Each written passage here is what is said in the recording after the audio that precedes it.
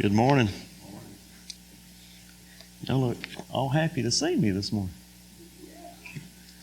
Talking about that dirt road, I think I faced worse things this week than that dirt road. And the Lord done took an 80-pound bag of pollen and dumped on my car, so what's a little mud, you know? It's good to be back with you this morning. Trust you had a good week in the Lord. Probably a trying week. Keaton, did you have a trying week? Very trying week. But our Savior's love, talking about Jesus healing that guy's ear for Peter. And Jesus already knew that Peter was going to betray him. But yet he still loved Peter enough. Listen, Jesus already knows what I'm going to do tomorrow. How bad I'm going to mess up. That is hard to comprehend, because as a human being, or as this flesh does not want to do that. You wrong me, I'm going to wrong you back. And you won't get nothing out of me tomorrow. Real spiritual giant, ain't I? Yeah. Jesus said, forgive 70 times 7. Donald, I about wanted to shout back there when you were talking about that, because I could see our Savior's love and His forgiveness. Just justified, just as if I had never sinned. But anyway, let's talk about David and them again here in 2 Samuel 21. I want to talk to you this morning about light. About light. We saw last time, we talked about these giants here. These last few scriptures here in this chapter from 15 to 22, basically it's kind of like a roll call or memorial list, if you will, of these men that took on these giants and slew them, defeated these giants. And it was David's men, and that was God's promise to Israel, is that David would defeat the Philistines for them. Remember when Goliath came out, when David was a young shepherd boy, just a stripling of a lad, and he told them, you know, his brothers and all were hid in the foxhole. He said, is there not a cause? I said, go back to feeding your sheep. And he told Saul, he said, the Lord spared me from the lion and the bear. This uncircumcised Philistine will suffer the same fate. Not because he defied David. See, we want to fight because something affects us. We don't want to fight for the kingdom. I want to fight for a kingdom, but it's mine. And a lot of things, I was talking about, did you have a good week in the Lord? A lot of the giants, the one giant I faced this week was the giant of despair.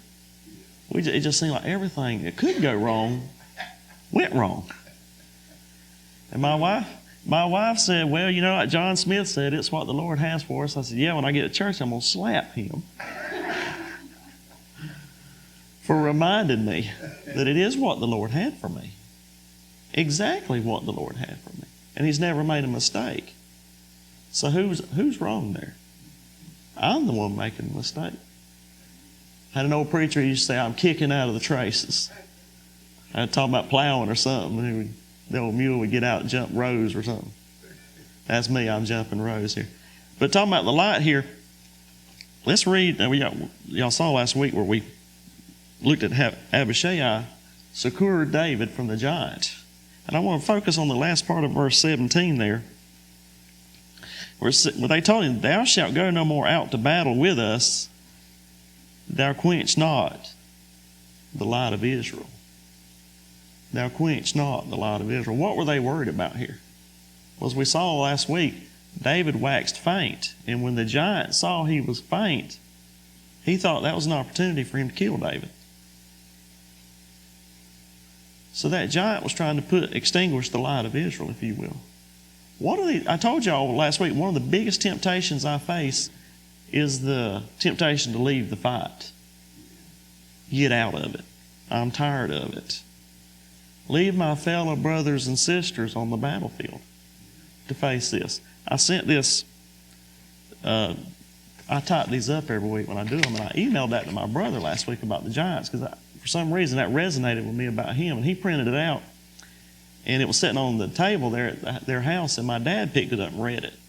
And he called me, and he told me, he says, I really like that. And That blessed me. Because you know what my dad spent years of his life doing? Yeah, he earned a living, but he spent years of his life trying to get us to that light. Light is important. What were the first recorded words that God spoke? In Genesis. Let there be light. Let there be light. Now, why were these men here worried about David and the light being extinguished? If David had died, they wouldn't know where to go. Or where would they go from there? If David had been defeated here, where would they go? Who would take over? How would they transition the kingdom? How would they transition the kingdom? They would operate in a defeated mindset. Does any of this resonate with you over the past week? Have you not known what to do next? You operated with a defeated mindset? A lot of times you'll start leaning then into your own understanding.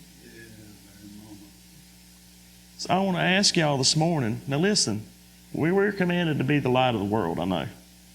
But where do we get our light from? Who is our source of light? Are we on a man? Me and John was talking this week. I told him, I said, I'm like Peter. I'll get looking off to the left and I'll get looking off to the right and I'm neck deep. I done sunk because I wasn't looking at Jesus, the true light. Now I know I have no inner light. Y'all know because of my birthday party that I like space, sci-fi as you call it. I love the study of the moon and our trips to the moon and all. And we see the moon at night, don't we? Y'all know we see the same side of the moon all the time. The moon for us doesn't move as far as turning. The same side of the moon faces us constantly. Ain't that amazing? But where does the moon get its light from? The sun. Wow, he's sharp right here. Where do we get our light from? The sun. We should be. Is your source of light, can a man extinguish it? Now, I've been in that position. I've let myself get in that position where the light that I was, or the light source that I was focused on could be extinguished by a man. The arm of flesh will what? It will fail you. Go to John chapter 8. I'll close with this.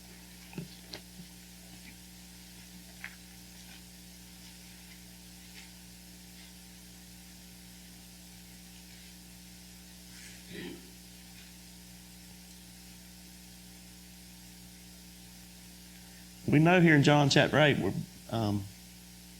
verse 12 here, Jesus had just finished with the lady they brought in the very act of adultery, and he sent her away. But in verse 12 he says, Then spake Jesus again unto them, saying, I am the light of the world. He that followeth me shall not walk in darkness, but shall have the light of life. Shall have the light of life. Are we following Jesus or are we following a man? I want to challenge us this morning. And I'm challenging myself. It's easy for me to get, a lot of times, you know what? I want to become my own light. I want to lean into my own understanding. All this light in here is artificial. This is man-made. That coming through that window right there, that's divine. That's where the moon gets its light from. You know, the moon is always in the sun.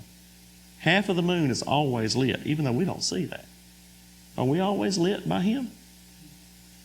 Or are we're going to hide our light under a bushel? The light of life. You know, when God said, let there be light, it also said he saw the light and said, this is good. And he divided the light and the dark. See, darkness does not really, scientifically, it does not exist. Just like cold doesn't. It's just an absence of light. Cold is just an absence of heat. So I want to challenge us this morning. Are we focused on Jesus? Are we focused on that true light, or are we trying to light or generate our own light? And like I said, the arm of flesh will fail you. And I'm going to warn you, when you start letting your light so shine before men, like we're told to do in Matthew, Matthew 5? Matthew 5:16, isn't it? It says, let your light so shine before men, and let your good works glorify the Father. But I want to prepare you for something. You start letting your light shine before men, the giants are going to come. Why was Daniel in the lion's den? There was a light there. Why were those 3 Hebrew children in the furnace? There was a light. Why did Paul and Silas, why did they take them out and beat them and throw them into prison? See, it said men love darkness rather than light because they wouldn't go to the light. And John, a while back, did that series in John. It says that the light, Jesus is the light of every man that cometh into the world. But he ain't going to go to that light unless his deeds be reproved. I hope if I ever do suffer persecution, it's because there's a light there. And not because I've took it on my fleshly self to engage in something for personal gain. Jesus told Pilate, he said, if it was my world, or if this was my kingdom, my servants were fighting. Why was he in front of Pilate? Because there was a light. Listen, let's be the light of the world. And if we're going to be the light of the world, we got to have the light shining on us, don't we? I pray that that's our hope and our prayer this week, that we can let our light so shine before men. The right ones will want some of that light. Listen, we have to light the path. Psalm 119, I think it's 105, says, Thy word is a lamp unto my feet and a light to my path. 99% of the time I've ever tripped and fell, there was no light there. So let's keep this word in front of us and keep our pathway lit. Love you, and may the Lord bless you.